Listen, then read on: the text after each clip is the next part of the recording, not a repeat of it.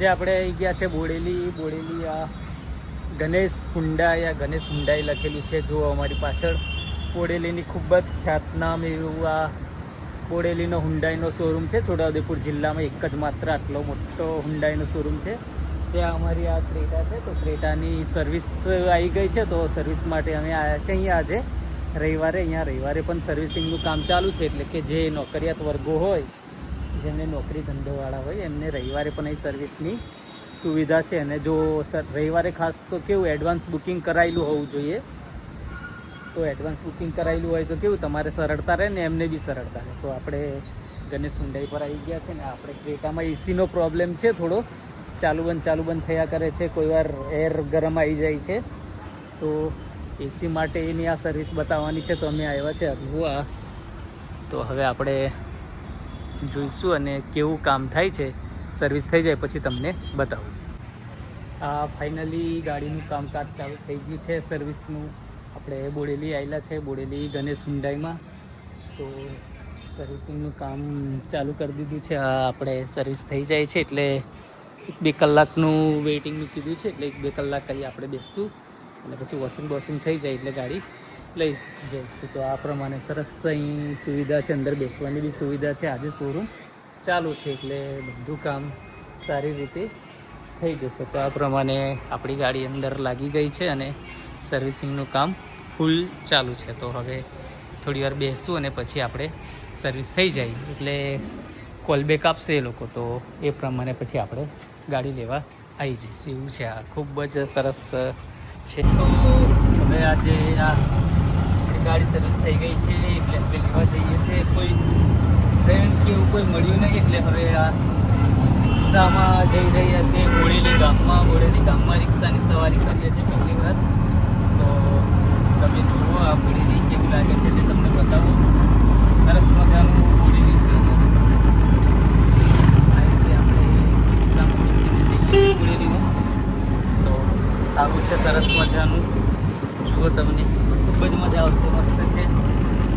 કેવું લાગ્યું તે કોમેન્ટમાં જણાવજો, વિડીયોમાં જણાવજો. બહુ મજા આવશે.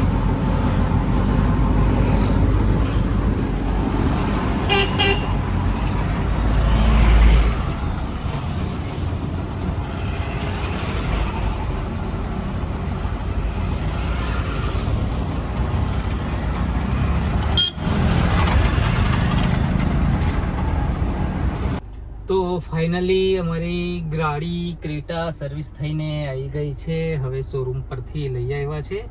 એટલે મેન પ્રોબ્લેમ એસીનો હતો. તો હવે એસીનું આ કુલિંગ તો હમણાં આવે જ છે, પણ કેવું 20-25 કિલોમીટર થાય પછી કુલિંગ છોડ દે છે. ખાલી ફેનનો અવાજ આવે પણ પવન પણ નહીં આવતો. એવી એક પ્રોબ્લેમ હતી, તે સોલ્યુશન માટે આપી હતી. તો હવે જોઈએ છે કે એ અમારો પ્રોબ્લેમ સોલ્વ થયો કે નહીં. એ હવે કાલે જ ખબર પડશે. આપણે લોંગ રૂટ પર જઈશું સ્કૂલે તો ખ્યાલ આવશે. તો હવે આપણે જોઈએ ગાડી કેવી થઈ છે. આ સરસ પોલિશ થઈ ગઈ છે ગાડીને અને સર્વિસ બી થઈ ગઈ છે, વોશ થઈ ગઈ છે ગાડી સરસ. તો તમે જોઈ લો, આ ઘરે આવી ગયા છે. આવું મસ્ત મજાની વોશિંગ થઈ ગઈ છે. 2-3ની ગાડી આજે વોશ થવાનો ચાન્સ મળ્યો. અંદરથી બહુ ખરાબ હતી તો અંદરથી બી સરસ થઈ ગઈ છે. તો આવું જોઈ લો. અંદરથી બી સરસ એકદમ નીટ એન્ડ ક્લીન થઈ ગઈ ગાડી. હવે ડિક્કીમાં સામાન જોઈ લઈએ જે હતો તે છે કે કેવું છે, કેવો છે. તો બસ આ બધો સામાન અંદર નાખી દીધો છે. હવે આપણે સુધારવાનું છે નવી સાઈડથી. તો આવું છે અમારે ગાડી. સરસ સર્વિસ થઈ ગઈ છે. હવે આપણે ઘરે આવી ગયા છે.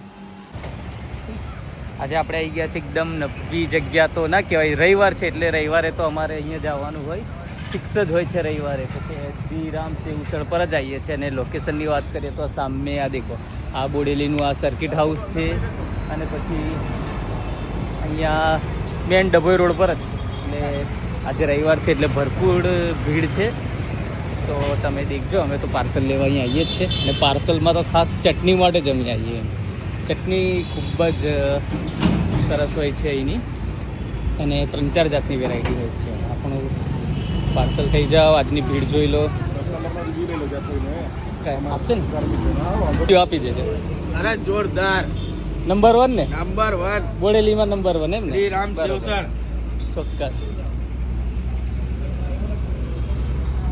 તો આવું સરસ મજાનું રિવ્યૂ છે. બધા મસ્ત મજામાં ખાય છે. એકદમ કુદરતી વાતાવરણ છે.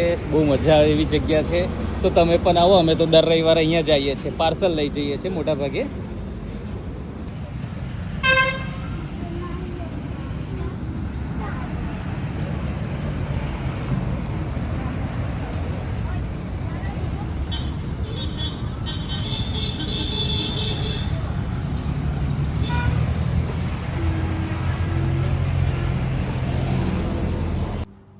તો ફાઇનલી આજે રવિવાર છે. અમે લઈ આવ્યા છે અમારું સેવસળ. રવિવાર હોય એટલે સેવસળ લાવીએ અને લાવ્યા છે શ્રીરામમાંથી. તો આ જુઓ આવું છે સરસ મજાનું સેવસળ. એનું સેટઅપ જોઈ લો તમે કમ્પ્લીટ. તો આ રીતે અમે એન્જોય કરીએ છીએ અને સરસ મજાનું સેવસળ ખાઈએ છીએ. તો તમે પણ રવિવારે શ્રીરામ સેવસળમાં જઈ આવજો અને ખાઈ લેજો.